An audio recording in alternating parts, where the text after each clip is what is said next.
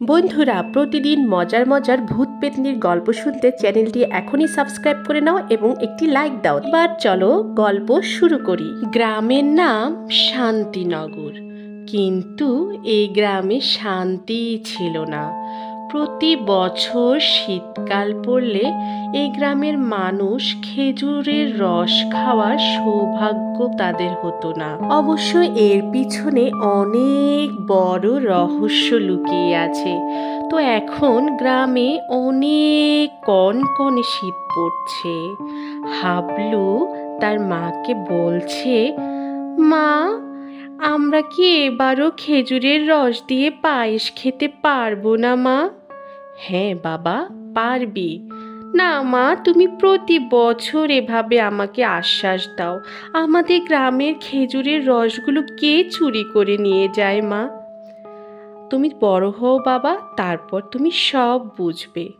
এভাবে হাবলুর মা ছেলেকে সান্ত্বনা দেয়।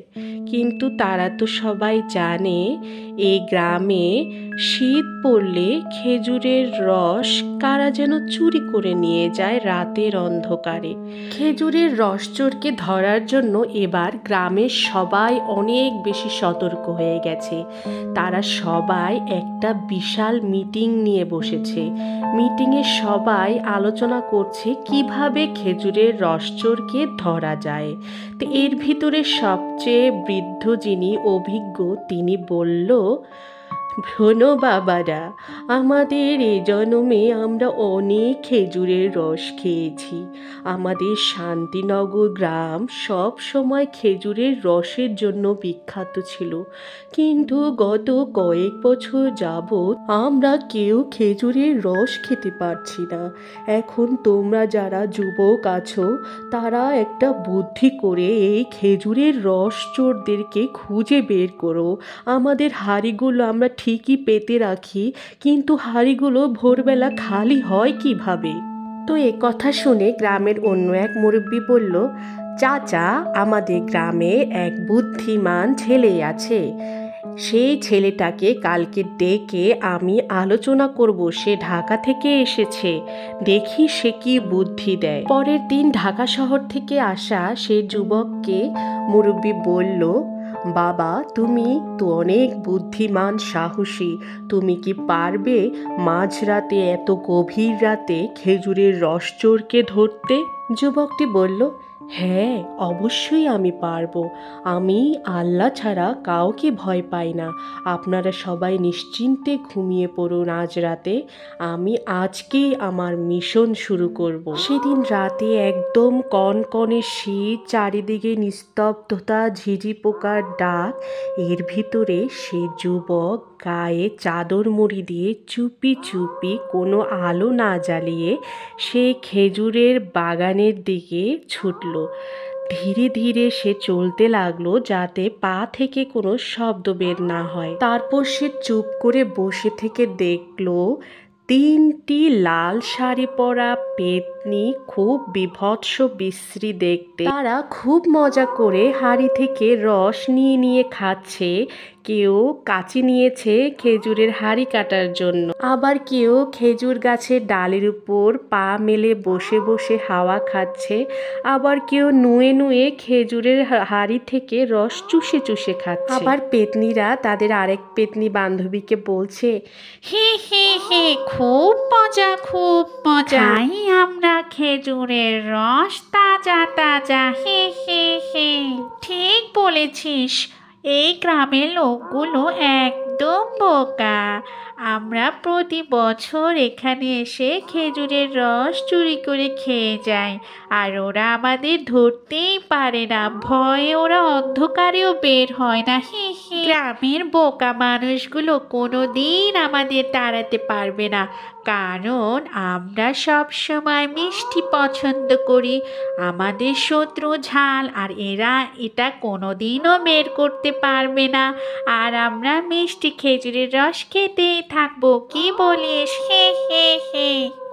ঠিক বল বলেছিস, ওরা ভীতু, ওরা ঘরেই পড়ে থাক, আর আমরা খেজুরের রসের হাঁড়ি চেটে চেটে শেষ করে দিই। হে হে হে। সেই সাহসী যুবকটি এই 3টি পেতনির কথা খুব মনোযোগ দিয়ে শুনল। আর যেহেতু সেই যুবকটি ছিল খুবই চালাক, তাই সে পেতনিদের মারার চমৎকার উপায় খুঁজে পেল। সে তৎক্ষণাৎ ধীরে ধীরে সেখান থেকে চলে গেল। পরের দিন ভোরবেলা সে গ্রামের মুরব্বির সাথে দেখা করে গত রাতের সব কাহিনী খুলে বলল এবং সে মুরব্বিকে বলল, যেহেতু পেতনি 3টি বারবার বলছিল তারা মিষ্টি জিনিস পছন্দ করে এবং ঝাল জিনিসকে অপছন্দ করে, তাহলে তাদেরকে এই গ্রাম থেকে তাড়ানোর একটি উপায় হচ্ছে তাদেরকে ঝাল কিছু দেওয়া। গ্রামের মুরব্বি যুবকটির সাহসের প্রশংসা করার পর তাকে বলল, তাহলে বাবা কি করা যায়? ঝাল কি দেয়া যায়? কিভাবে দেয়া যায়? ওরা তো পেতনি, ওরা তো আমাদের পেলে ঘাড় মোটকে আমাদের রক্ত খাবে। তুমি উপায় বলো, ঝাল কি দেয়া যায়? যুবকটি বলল, হ্যাঁ চাচা, দিনের বেলা যেহেতু পেতনিগুলো খেজুর বাগানে থাকে না, তাহলে আমাদের কাজটি দিনেই করতে হবে। দিনের বেলা খেজুর গাছের সাথে যতগুলো হাঁড়ি আমরা বেঁধে রেখেছি, প্রত্যেকটা হাঁড়িতে আমরা বেশি করে করে মরিচের গুঁড়া মিশিয়ে ছিটিয়ে দিব, যাতে পরে যখন খেজুরের রস হাঁড়ির ভিতর পড়বে তখন যেন রসটা মিষ্টি না লেগে ভীষণ ঝাল হয়, আর তারা তখন সেই ঝাল খেলে হয় মরে যাবে, নয়তো এই জীবনে আর এই শান্তিপুর গ্রামে ফেরত আসবে না। যুবকের বুদ্ধির প্রশংসা করলেন মুরব্বি, তারপর বললেন, তুমি যা ভালো মনে করো তাই করো। এরপর যুবক সেদিনই সাথে সাথে সেই খেজুর বাগানে গিয়ে প্রত্যেকটা হাঁড়িতে বেশি করে করে প্রায় 1 কেজি করে করে মরিচের গুঁড়া ঢেলে দিল। এরপর গভীর রাতে সে আবার লুকিয়ে থেকে দেখতে লাগলো পেতনিরা খেজুরের রস চুরি করে খাওয়ার সময় কি করে। পড়ে গেলাম গো, বাঁচাও আমাদের। খেজুরের রস এত মিষ্টি থেকে এত ঝাল হলো কি করে? পারছি না, কি ঝাল রে বাবা, কি ঝাল! হ্যাঁ ঠিকই বলেছিস, এত এত ঝাল খেলে আমরা তো মারা যাব। তাড়াতাড়ি চল, শান্তিপুর গ্রামের খেজুরের গাছগুলো সব নষ্ট হয়ে গেছে। এই গ্রামে আমরা আর জীবনেও আসবো না, নইতে আমরা মারা যাব। হি হি হি। খেজুরের রসের ঝালের যন্ত্রণায় টিকতে না পেরে 3টা পেতনি হঠাৎ করে গায়েব হয়ে গেল। আর এরপর থেকে শান্তিপুর গ্রামে শান্তিই থাকলো। আর মজা করে প্রতি বছর সবাই খেজুরের রস পেট ভরে খেতে লাগলো।